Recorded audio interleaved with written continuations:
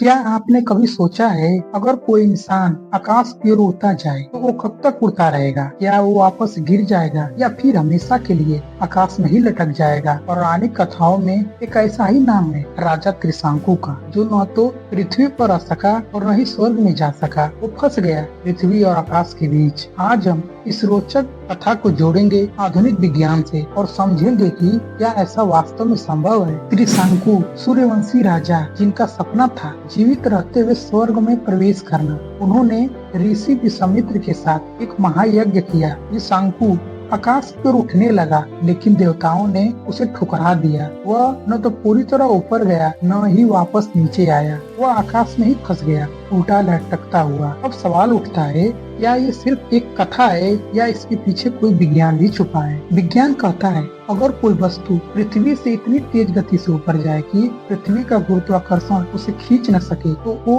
वस्तु पलायन वेग का पार कर चुकी होती। पलायन वेग यानी 11.2 किलोमीटर प्रति सेकंड की रफ्तार। अगर कोई वस्तु इससे कम गति से ऊपर जाए तो वो थोड़ी ऊंचाई तक जाकर वापस गिर जाएगी, लेकिन अगर वो लगभग बराबर स्पीड से जाए तो वह अच्छा यानी ऑर्बिट में घूमने लगेगी या फिर त्रिशंकु की तरह एक बीच की स्थिति में रह सकती है, न तो पूरी तरह पृथ्वी पर न पूरी तरह अंतरिक्ष में। बिल्कुल यही हुआ था त्रिशंकु के साथ। पौराणिक रूप से कहा जाए तो वो देवताओं द्वारा धकेले गए, लेकिन विश्वामित्र की ऊर्जा ने उन्हें रोक लिया।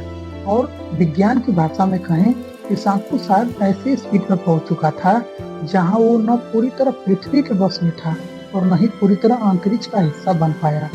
जैसे कोई सैटेलाइट एक खास ऊंचाई पर स्थिर कक्षा में घूमता है, उसी तरह त्रिशंकु भी मैथोलॉजिकल ऑर्बिट में पहुंच चुका था।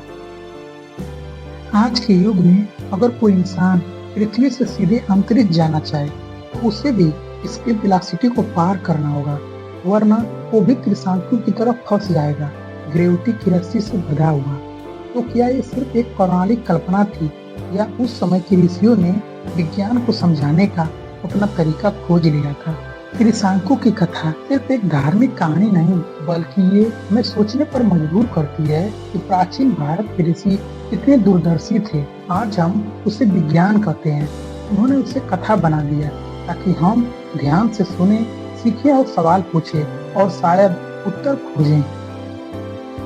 तो दोस्तों, आपको क्या लगता है, क्या त्रिशंकु सिर्फ कल्पना है या किसी वैज्ञानिक रहस्य का प्रतीक? अपनी राय कमेंट में जरूर बताएं। वीडियो को लाइक करें, शेयर करें और चैनल को सब्सक्राइब करें ऐसे ही कहानियों में छिपे विज्ञान को जानने के लिए।